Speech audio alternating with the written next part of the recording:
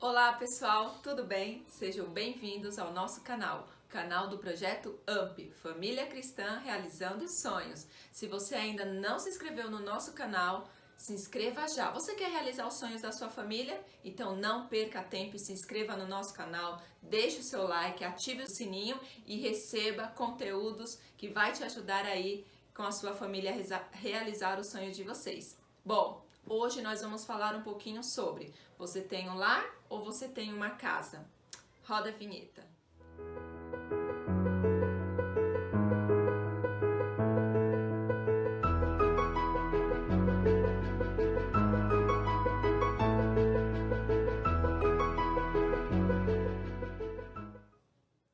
Como eu disse, pense um pouquinho aí. Você tem um lar ou você tem uma casa? Bom, você pode falar para mim: é a mesma coisa. Casa, lar são sinônimos, mas não são. Casa é uma coisa e lar é outra coisa. Olha esse texto de Abigail Magalhães, o que diz: casa é uma construção de cimentos e tijolos. Lar é uma construção de valores e princípios. Casa é o abrigo da chuva, do calor, do frio. Lar é o abrigo do medo, da dor, da solidão. Casa é o lugar onde as pessoas entram para dormir, usam o banheiro, comem, onde tem pressa para sair e retardam a hora de voltar. Lar é o lugar onde os membros da família anseiam por estar nele, onde refaz as suas energias, alimentam-se de afeto, encontram o conforto do acolhimento.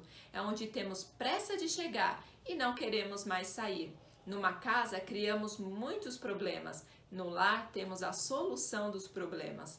Numa casa moram pessoas que mal se cumprimentam, que se não se suportam.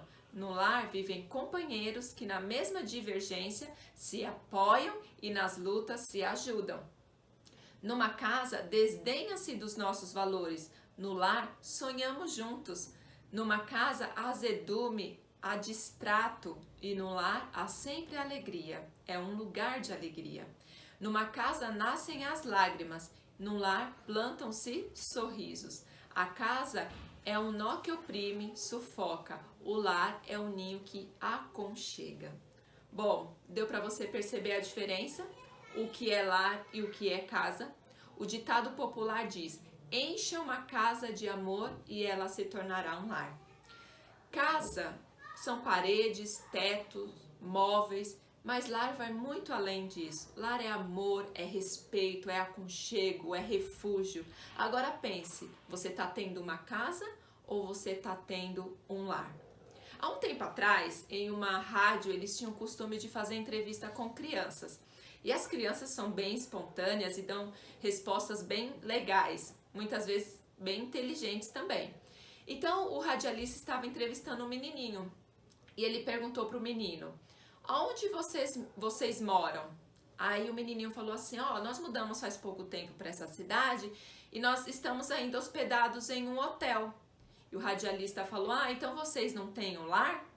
O menino falou assim: lógico que nós temos um lar, nós só não temos uma casa para colocá-lo dentro. E é essa a ideia.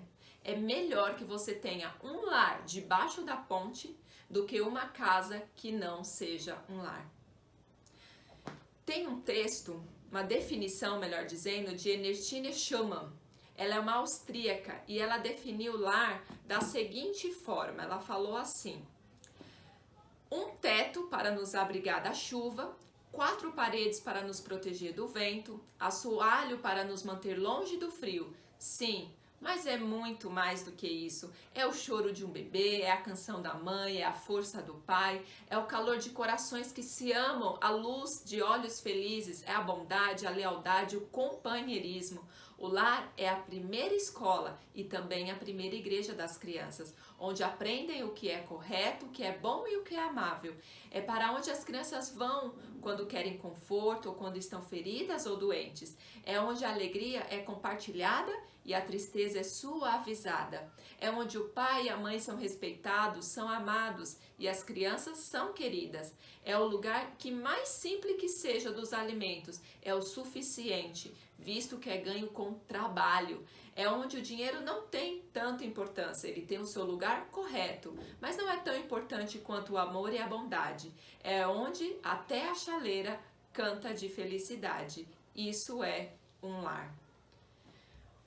O lar é o maior vínculo que existe na Terra. O vínculo da família que constitui um lar é o vínculo mais sagrado e mais íntimo que Deus instituiu aqui na Terra. O lar é um lugar de refúgio, um lugar de companheirismo, um lugar de cooperação, de amor, de respeito, de lealdade. Isso é um lar de verdade.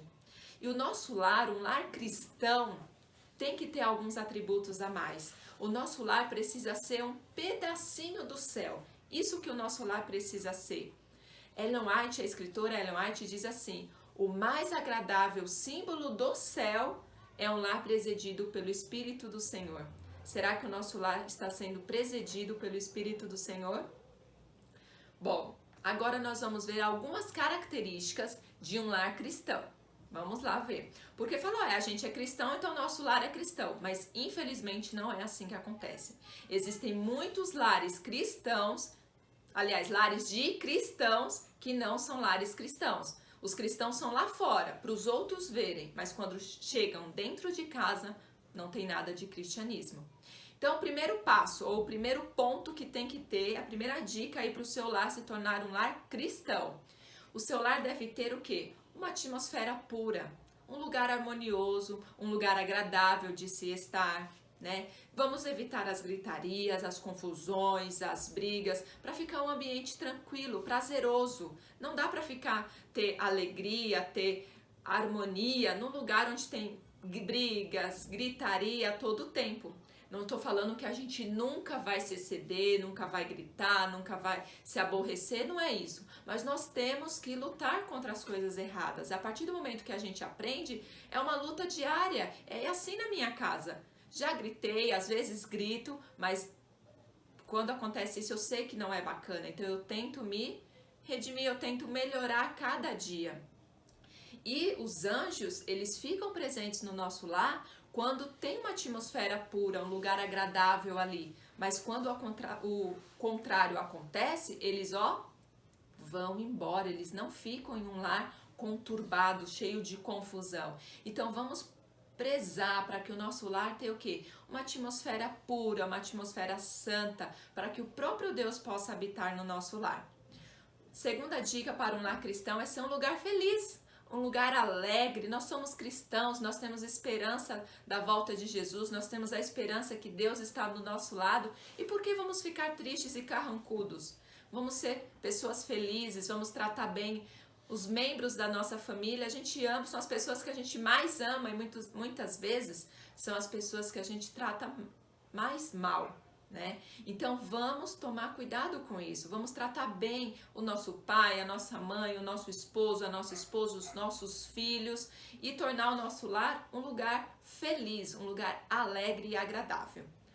Outro tópico é que um lar cristão tem que ter regras. Sim, não é porque é um lugar feliz que pode fazer o que quiser, não é assim.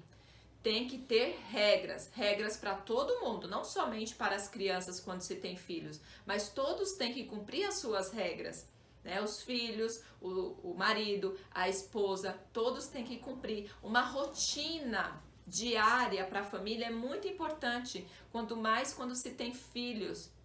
As crianças aprendem muito com isso. Eles precisam ter horário para comer, horário para dormir, horário para estudar, horário de fazer adoração em família, o culto. Então tudo isso é benéfico para o quê?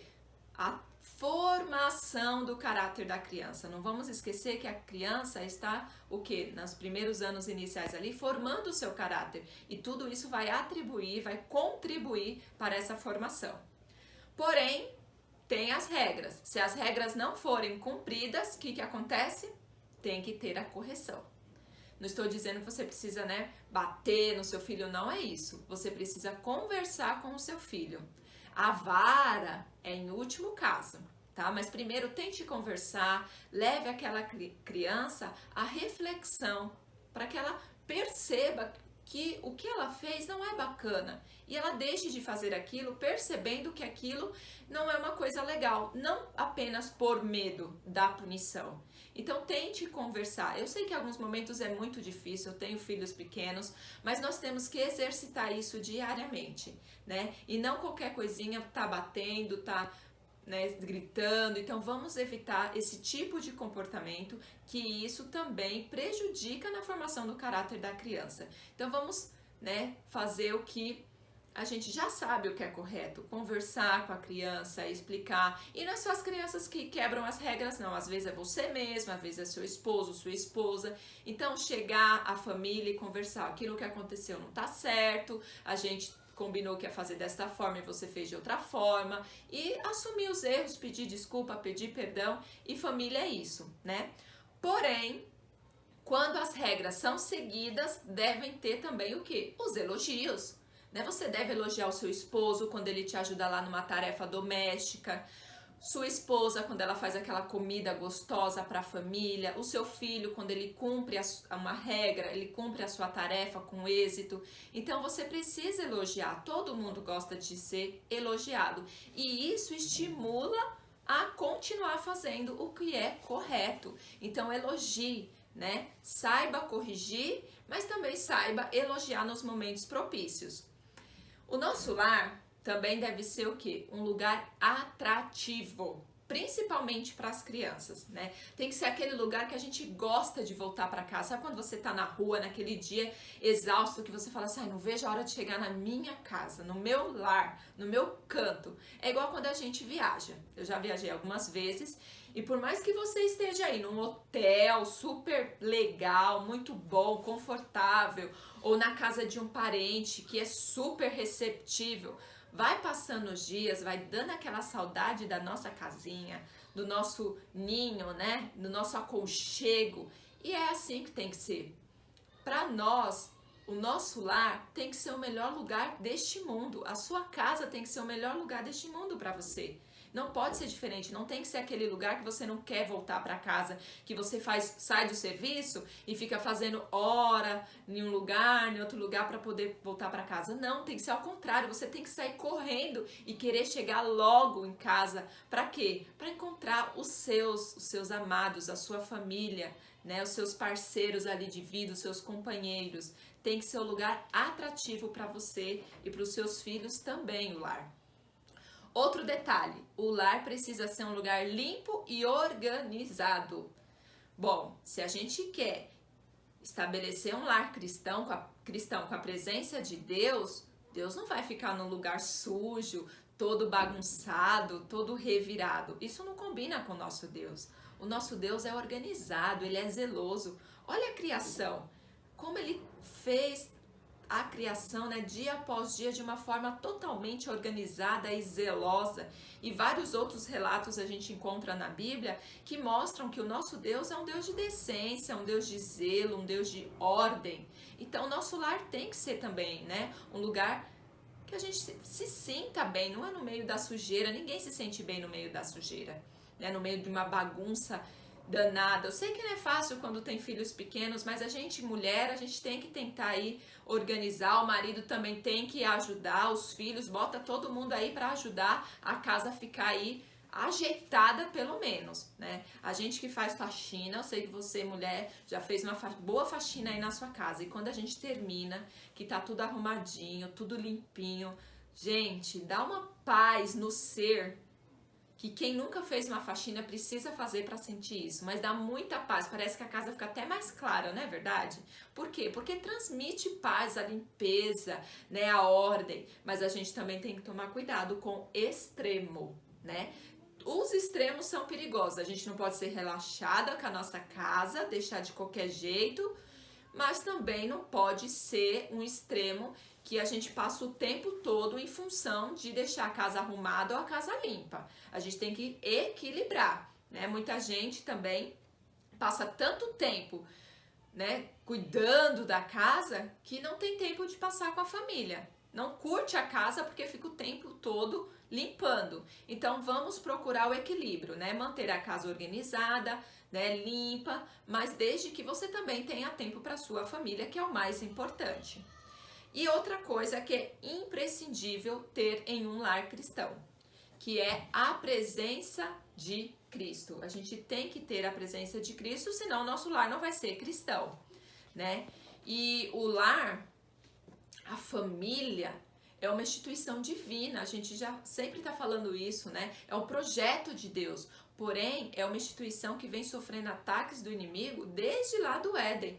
E hoje não é diferente. O inimigo está esperando ali, ó, procurando uma brecha para atacar a sua família. Então a gente tem que vigiar, a gente tem que prestar atenção nessas coisas.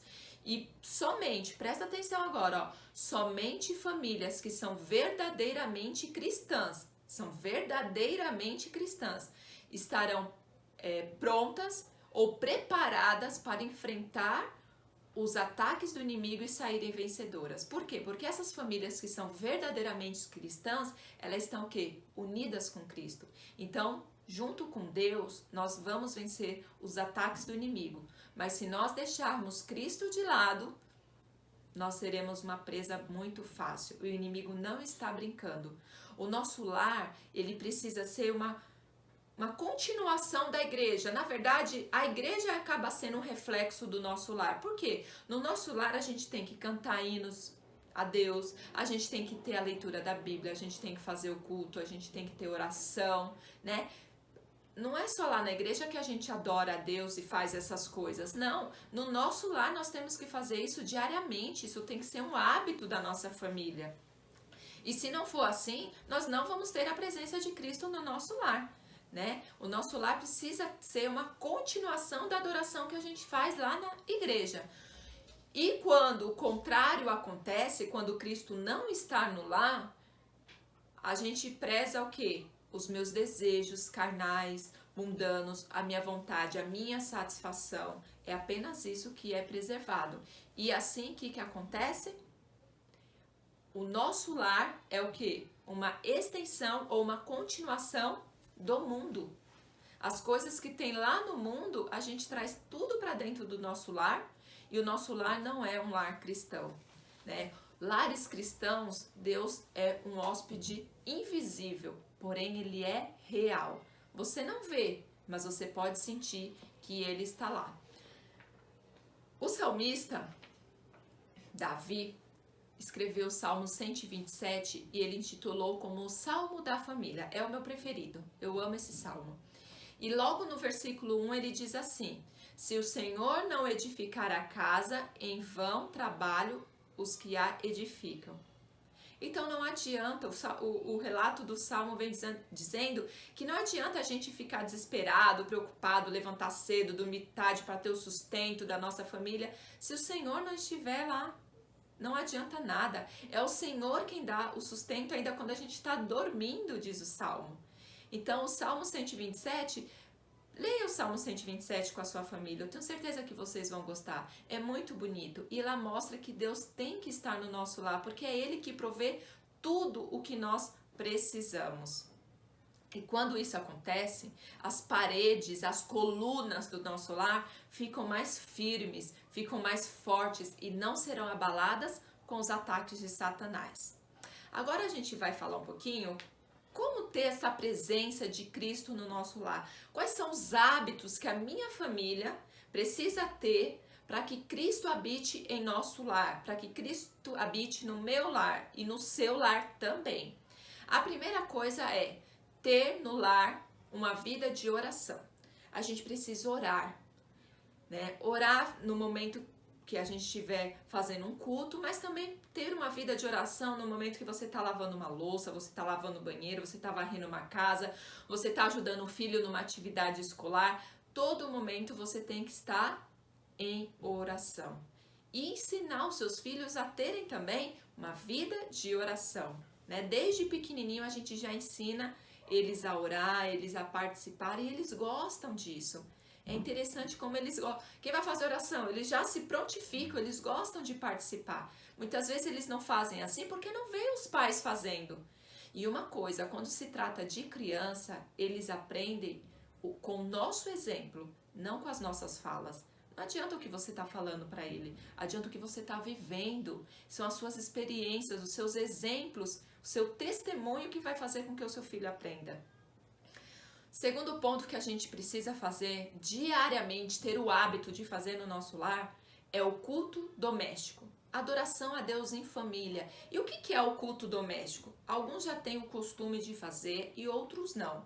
O culto é o momento que você separa logo pela manhã, nas primeiras horas, e também no final do dia. Para quê? Logo de manhã vocês vão agradecer a Deus pela noite e pedir proteção pelo aquele dia. Tem uma citação que diz assim, que quando você não busca Deus nas primeiras horas da manhã, dificilmente você o encontrará no decorrer dele. Então busca Deus com a sua família logo cedo. Como? Cantando um hino, lendo uma parte da Bíblia, um verso, uma história, um salmo, né? Orando com a sua família. Né? Você pode deixar um ou outro falar um testemunho, um pedido de oração, um agradecimento. Né? Não precisa ser momentos longos, pode ser rapidinho, mas é importante que você tenha esse hábito no seu lar. Quem tem criança sabe que tem dias que eles estão assim, tem dia que eles estão super afim. Eles querem fazer, eles escolhem as músicas, eles cantam, eles querem participar, e tem dia que eles não estão tão afim assim. Mas tem que ser um hábito. Mesmo no dia que você não tá também muito afim, tem que ser um hábito. E à noite a mesma coisa, reúna novamente a sua família e agradeça a Deus por aquele dia, pela proteção que Ele concedeu à sua família. Os especialistas dizem que esse momento do devocional familiar é muito benéfico, porque traz integração para a família e ajuda cada um individualmente na parte espiritual também. Então é benéfico como família e como cristão. Fazer o culto familiar aí, ver direitinho o melhor momento para tentar reunir todo mundo. Quando o pai não tá, a mãe assume, ou quando a mãe não tá, o pai assume, mas é importante que assim seja feito todos os dias o culto familiar. Nós devemos também cultivar a leitura da Bíblia, estimular a leitura da Bíblia no nosso lar. Hoje existem Bíblias de todos os jeitos aí para as crianças, tem Bíblia em quadrinhos, tem Bíblia do bebê, tem Bíblia da mulher, tem Bíblia do ancião, tem Bíblia para qualquer gosto. Então, invista nisso. Muitas vezes a gente só dá presente para as nossas crianças, para os nossos filhos, presentes fúteis. Invista também na vida espiritual do seu filho. Dê uma Bíblia bacana para ele, tenho certeza que ele vai gostar. E isso vai estimular ele com a leitura da Bíblia, mas você também precisa ser um exemplo. Nós precisamos também estar vigilantes, como nós falamos, às ciladas astutas do diabo, né, contra o nosso lar, porque ele está rondando. E qualquer momento que ele encontrar uma brechinha, ele vai atacar. E nós só vamos estar vigilantes se nós estarmos o quê? Uma coisa leva a outra, em oração, buscando a Deus, lendo a Bíblia, né? Adorando o nosso Deus. Então tudo isso envolve o quê? Um fortalecimento da família contra as ciladas, contra tudo que o inimigo tenta contra as nossas famílias. Bom, outra coisa muito importante é combater todas as formas de infiltração do materialismo dentro da nossa casa. Nós temos que prestar atenção o que nós estamos assistindo, o que nós estamos ouvindo, né? Principalmente as crianças. Muitas vezes a gente acha que um desenho é inocente, não tem nada não, é nocivo, não ensina nada de errado. Preste atenção. Às vezes é só aparentemente ali tem uma mensagem que não é muito bacana. Preste atenção que os seus filhos estão assistindo na internet, os vídeos que eles veem no YouTube ou nos canais de TV, né? Os entretenimentos são muitos e variados hoje em dia. Então vamos prestar atenção, porque o inimigo está infiltrado em tudo, tentando o quê? Atrapalhar a formação do caráter dos nossos filhos, né? Às vezes uma coisa que para mim é boba, não vai interferir em nada, para o meu filho que tem 5 aninhos, não, vai interferir sim. Então a gente tem que tomar cuidado, porque eles estão formando o caráter deles. Então pode ser que alguma coisa que para mim que é boba, que já sou adulta, para eles não vai ser. Então vamos tomar cuidado com isso, com os meios de comunicação, com os vídeos, com as músicas. tudo isso que está dentro do nosso lar? Será que tudo isso está trazendo Deus para o nosso lar ou está afastando Deus do nosso lar? E outra coisa muito importante é você levar a sua família a se ocupar no serviço do Senhor, a participar das atividades da igreja, se você faz parte de alguma igreja ou se você gosta de fazer ações solidárias, isso é importante também. Envolva os seus filhos, envolva a sua família, o esposo, a esposa, os dois juntos, trabalhando para o Senhor. E as crianças gostam disso, elas gostam de participar. Isso estimula e elas vão crescendo com isso e elas vão querer cada vez mais trabalhar para o Senhor. Para a gente finalizar, vou contar para vocês a experiência da mesa. É um livro de uma escritora chamada Davis Stutters. Ela é uma escritora americana e ela estava muito incomodada porque ela conhecia muitas famílias que se diziam cristãs, mas não viviam de uma forma que condizia com os princípios cristãos. Então ela começou a orar, tantas famílias que estão se desfazendo, tantas famílias que estão distantes uns dos outros. Por que, Senhor? Por que isso acontece? O que eu posso fazer para ajudar essas famílias? E ela começou a orar e pedir para Deus ajudá-la. Aí Deus mostrou para ela, porque ela foi sincera, e Deus mostrou para ela a experiência da mesa. O que consiste a experiência da mesa? A experiência da mesa é apenas a experiência de você fazer pelo menos por uma vez por dia uma refeição à mesa com a sua família. Colocar a mesa ali, arrumar a mesa bem bonita e comer ali com seus filhos, com seu esposo, com a sua esposa, um café da manhã, um almoço, uma janta, não sei. Mas isso é primordial para o fortalecimento da família e foi isso que ela começou a fazer. E ela escreveu esse livro que fala sobre a experiência da mesa. E os resultados começaram a vir.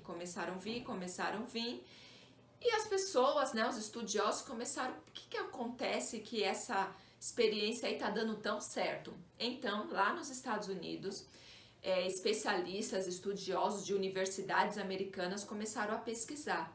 E eles constataram que famílias que fazem a experiência da mesa, ou seja, que comem juntos uma vez pelo menos por dia, os seus adolescentes se relacionam melhor com os outros adolescentes e com as outras pessoas em geral. Esses adolescentes são melhores academicamente, têm um QI elevado. Esses adolescentes vão crescendo e o índice deles se envolverem com drogas, com sexo ilícito é muito baixo, é muito pequeno. E isso faz o quê? Fortalece a família de uma forma assim que eles não sabem explicar, gente. Eles não sabem explicar. Eles sabem que é proveitoso, que é benéfico, mas eles não sabem o porquê. Que é tão benéfico o simples ato de comer à mesa com a sua família.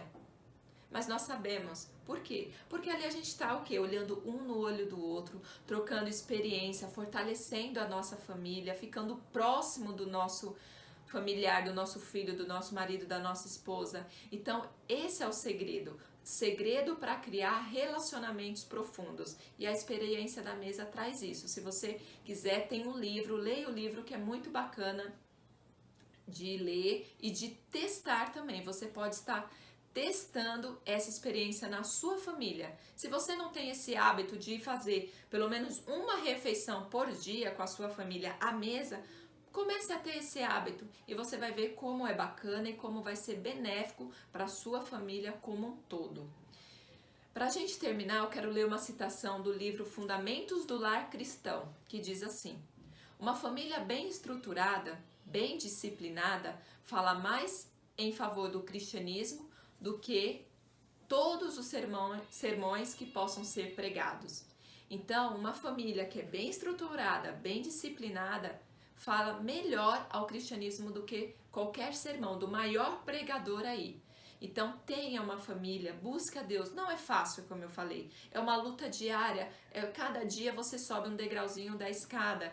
Um dia você vai melhor, outro dia a gente desce, mas é uma luta e é assim. E só assim a nossa família vai ficando estruturada, disciplinada, de acordo com os princípios do nosso Deus.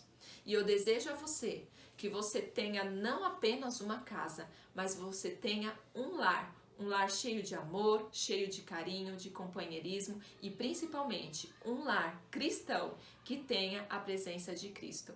Fiquem com Deus, um super beijo e até o nosso próximo vídeo. Tchau!